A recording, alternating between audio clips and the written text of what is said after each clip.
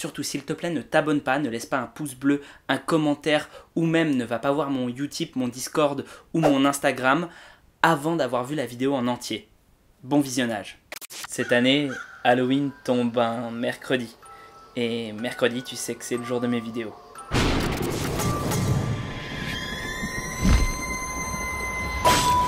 Bon, je me suis dit qu'un sujet sympa du coup, et je pense que tu as vu le titre de la vidéo, ce serait de voir, un peu comme j'avais fait avec les Jedi, mais peut-être en un peu plus poussé, comment échapper à un tueur en série. Plus exactement un programme sportif et de préparation mentale, parce que j'aime bien ça, qui puisse te donner toutes les armes, si j'ose dire, pour lutter contre eux. Alors avant tout, est-ce que j'ai vraiment besoin de le préciser? Il s'agira d'un tueur en série tel qu'on les voit dans les films. Pas un vrai tueur en série, enfin... Je sais pas s'il y a des méthodes pour lutter contre les tueurs en série, ils sont tous complètement différents. Bref, on va commencer par les qualités physiques dites fausses amies. D'abord un truc que tu auras remarqué si tu regardes des films d'horreur assez souvent, t'as beau courir le plus vite possible, t'as beau t'échapper à une vitesse incroyable, le tueur finira toujours par te rattraper. Donc une bonne vitesse de course, ça sert à rien. En plus, eux, ils avancent avec calme et sérénité.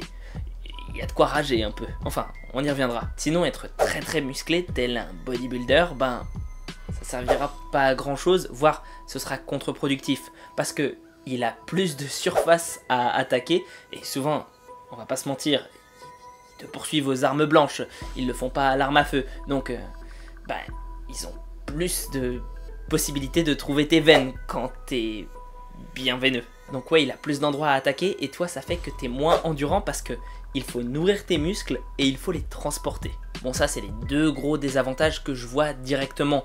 Il y en a peut-être d'autres, mais pour moi, ce sont les principaux.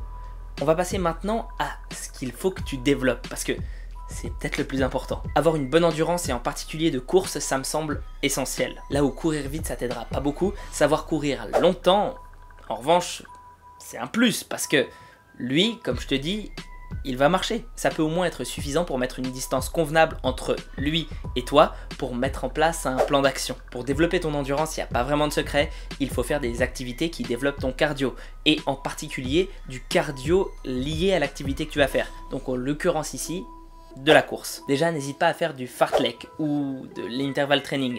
Le fartlek, ça consiste simplement à courir au maximum tant que tu le peux, puis ensuite à courir plus modérément pour récupérer et ainsi de suite. C'est ça qui te permettra d'aller le plus loin et de mettre le plus de distance entre lui et toi. Ça t'aidera aussi grandement à savoir mieux gérer ton effort et à faire de la récupération active. Rajoute aussi des difficultés supplémentaires, genre de la pente ou des obstacles. Le mieux, à mon sens, c'est de prendre quelques cours de parcours. Tu vas jamais te retrouver à devoir fuir dans un environnement parfaitement plat ou inhabité. Et quand il y a des structures humaines, ben, il faut savoir passer au-dessus. Et rapidement. Deuxième qualité après l'endurance, une bonne force. Comme on l'a déjà vu, pas besoin de forcer sur l'hypertrophie.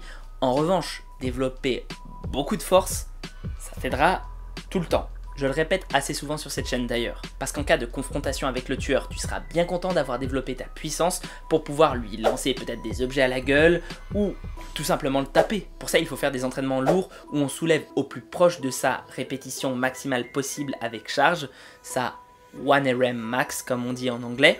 Et en plus, je conseillerais d'alterner avec des entraînements pliométriques. La pliométrie, c'est tout ce qui est sauté, genre les fentes sautées, les pompes sautées, etc.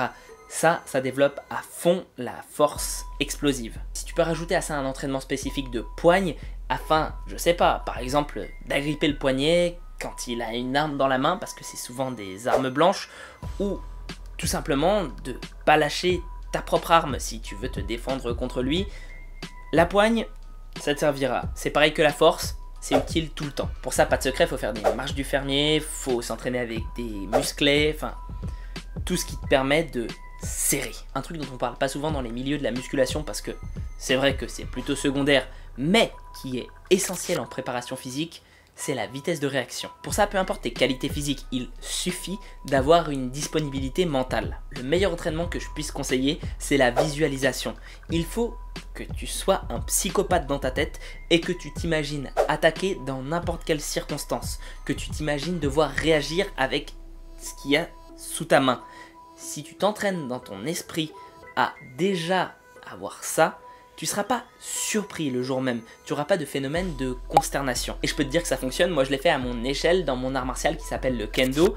Un jour, j'ai dû me battre en tournoi, en compétition, face à une naginata. C'est-à-dire que c'est une hallebarde japonaise qui a beaucoup plus de portée que les sabres traditionnels du kendo. Et bien comme je m'étais imaginé depuis des années que j'allais tomber forcément un jour face à une naginata, je me suis dit, je vais essayer d'imaginer tous les scénarios possibles. Et en particulier, eux, ils peuvent attaquer aux jambes.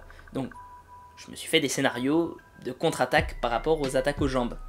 Et ben, je te laisse voir rapidement ce qui est arrivé.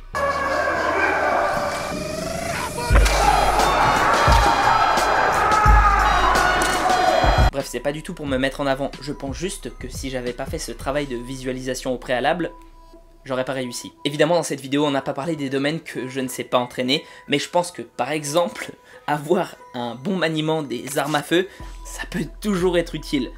Certaines créatures sont plutôt surnaturelles, enfin, on peut les qualifier de tueurs en série, mais ils sont increvables, quoi, donc ça t'aidera pas. Mais, tout de même, un bon fusil à pompe, ça peut retarder. Peut-être aussi que des tactiques de survie, en particulier dans la nature, si, comme dans un scénario classique, t'es dans une maison isolée de toute civilisation, ça t'aidera. Bref, j'espère que lors de cette soirée d'Halloween, et en fait dans ta vie de façon générale, tu te feras pas agresser par un malade qui a un couteau dans les mains et qui veut te tuer. Mais si jamais ça devait être le cas, au moins on pourra pas dire que je t'ai pas prévenu sur les bonnes méthodes à adopter pour y faire face. Sur ce, prends soin de toi et à la prochaine. Bon, on pourra pas dire que j'ai pas fait d'effort pour Halloween quand même. La lumière, ma barbe, il y a même du faux sang.